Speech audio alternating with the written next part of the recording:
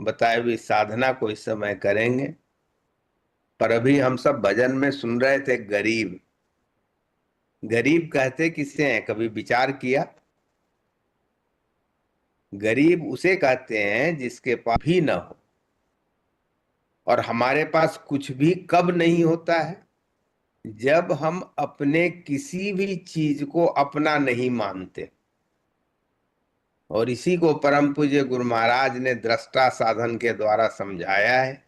ये वास्तव में दृष्टा साधन की अति प्रकाष्ठा है, जिस स्थिति में पहुंच करके हम अपना कुछ भी नहीं समझते।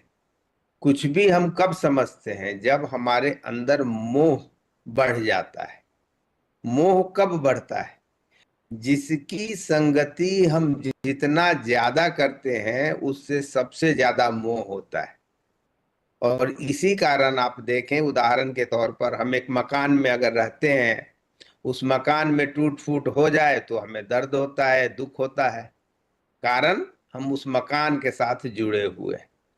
पर उससे पहले भी हम अपने शरीर के साथ जुड़े हुए हैं, और जिसके साथ हम रहते हैं वो हमारा हर समय साथ देता है जब तक हम इस शरीर में रहते हैं। पर वास्तव में क्या सबसे ज्यादा मोह हमारा शरीर से है? नहीं, उससे भी ज्यादा हम जुड़े रहते हैं अपने मैं से। उसे ईगो कह लें, मैं कह लें। और सबसे ज्यादा हमारा मोह अपने मैं से होता है। और यह मोह का ही कारण दुख का कारण बनता है।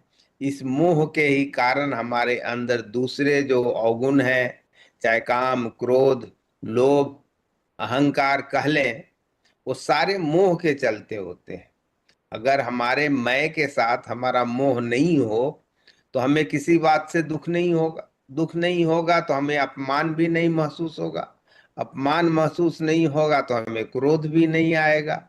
ये सारी बातें सब मोह से जुड़ी हुई हैं। और मोह, हम जिससे ज्यादा जुड़ते हैं उससे ज्यादा मोह हो जाता है।